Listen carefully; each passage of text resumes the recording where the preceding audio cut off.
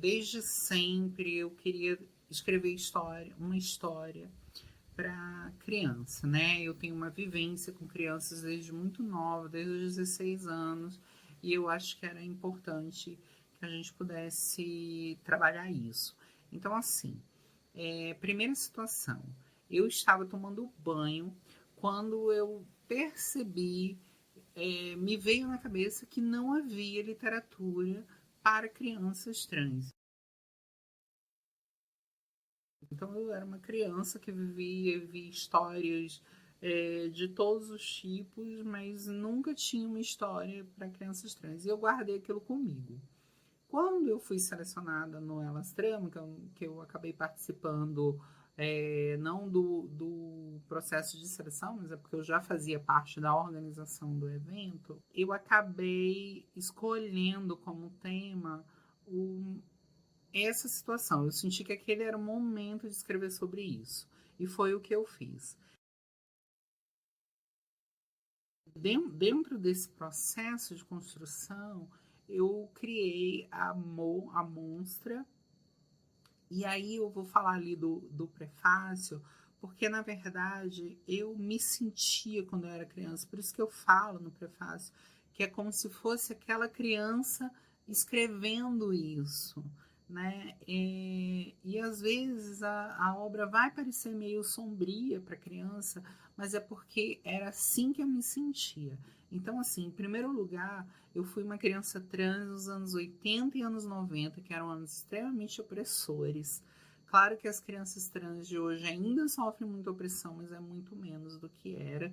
Então, em alguns momentos, isso pode parecer muito assustador, mas eu tenho certeza que muitas crianças ainda vivem esse conflito. Então, assim, a primeira situação que eu coloco aqui é que eu me via como um monstro, eu não me via como uma criança normal.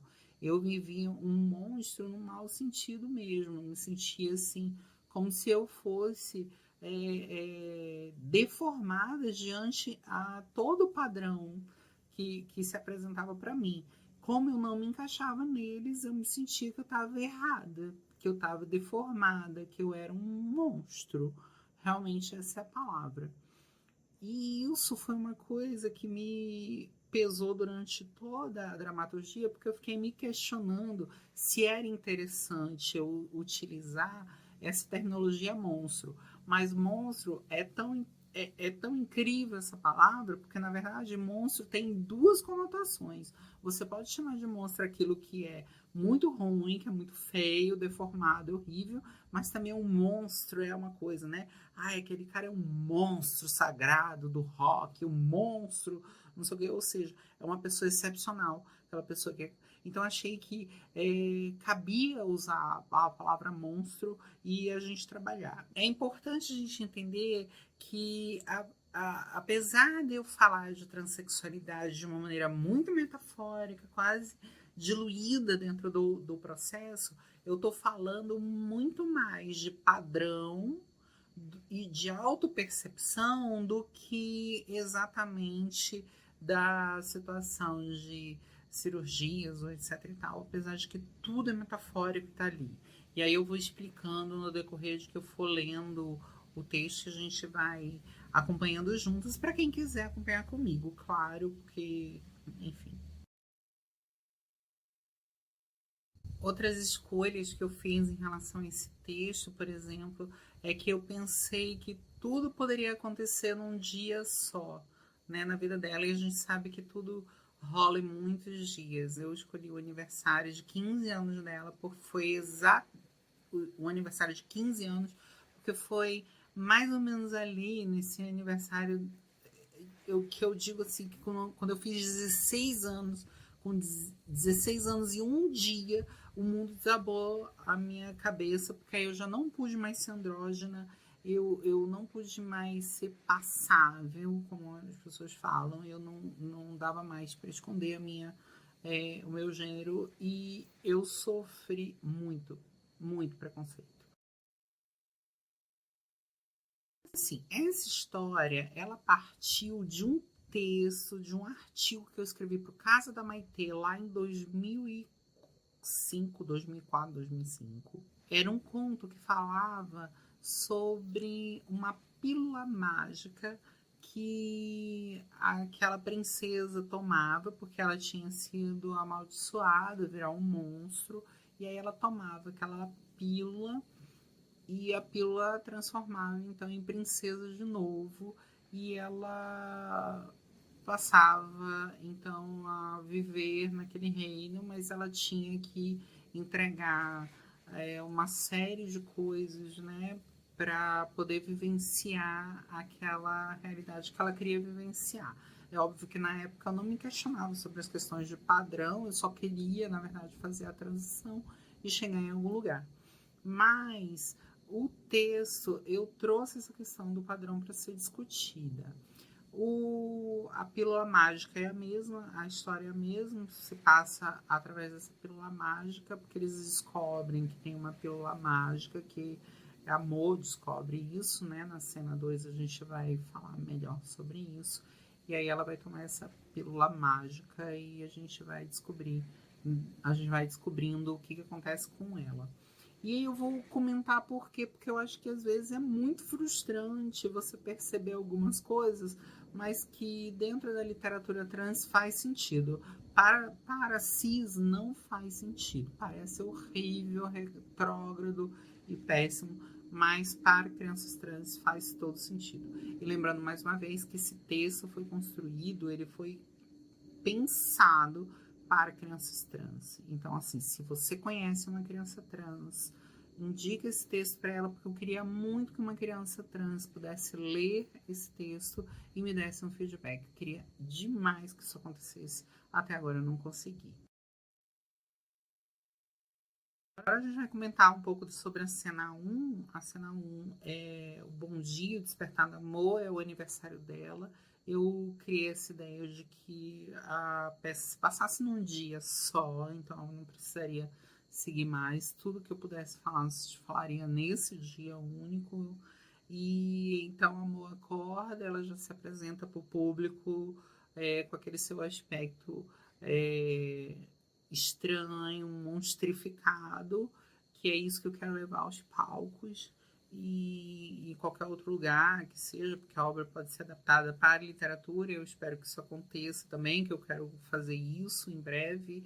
E também, quem quiser fazer um roteiro, me ajudar a fazer um roteiro de cinema ou audiovisual, a gente pode conversar sobre isso também. Entra aí no comentário e a gente pode entrar em contato.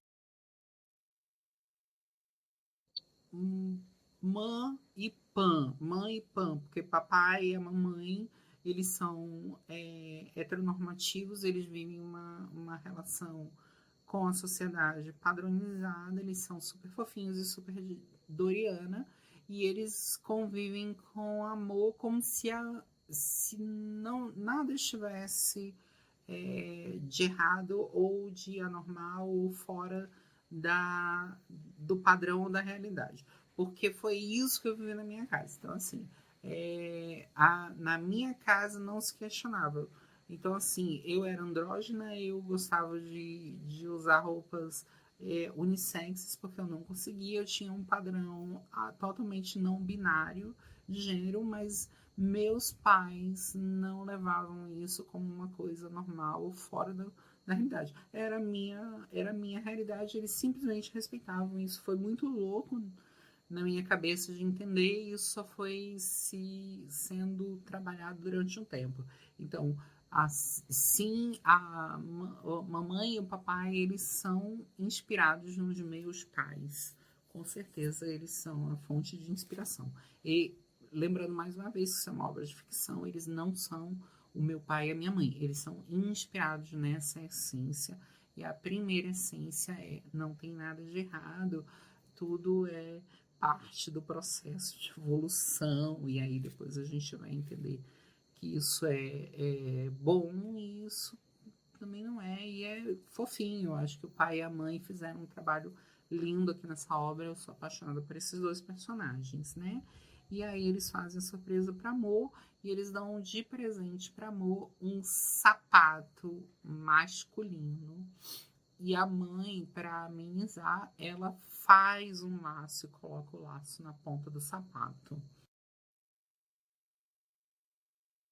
Isso é uma metáfora, ó, já é a primeira metáfora, obviamente. O sapato é uma das situações que mais constrangem a população, porque o sapato é uma coisa padronizada que tem um limite. Os sapatos vão até 39 para a mulher.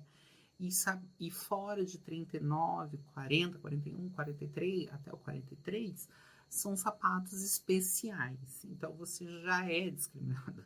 Aí nesse ponto você já é uma pessoa especial por aí.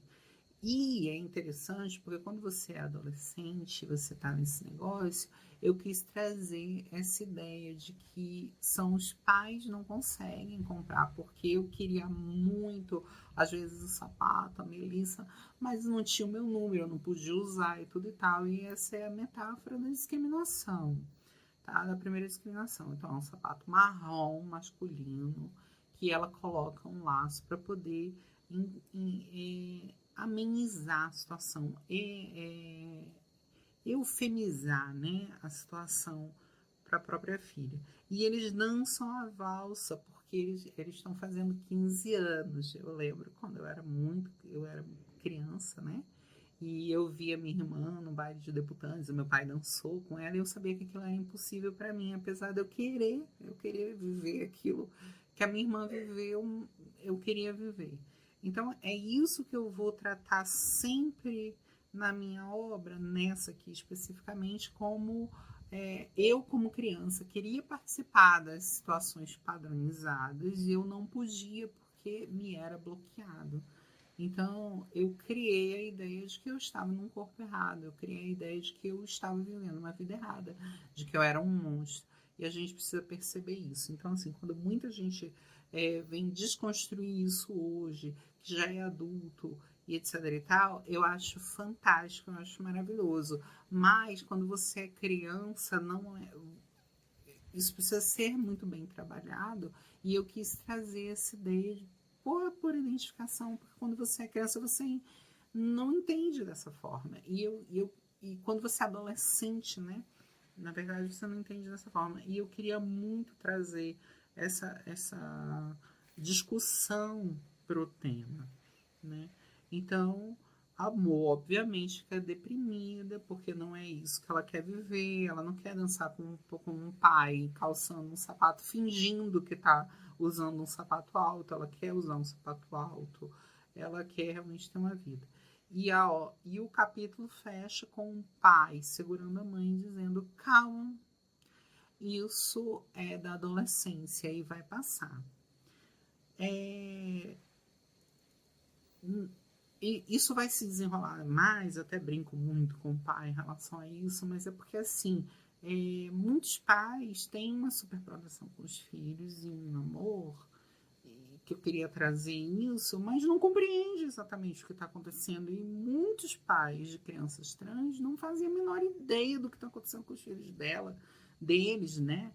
E aí entra numa pira mesmo. E acha que é tudo uma grande fase que vai passar, que amanhã a pessoa vai entender que não era nada disso, que é um processo social. Mas ele não é um processo social, é um processo íntimo. Então acaba acontecendo esse movimento. E no final os dois se abraçam para mostrar essa união de família, porque é importante que a família esteja do lado, mas eu sei que muitas crianças nem esse privilégio têm, e Amor tinha.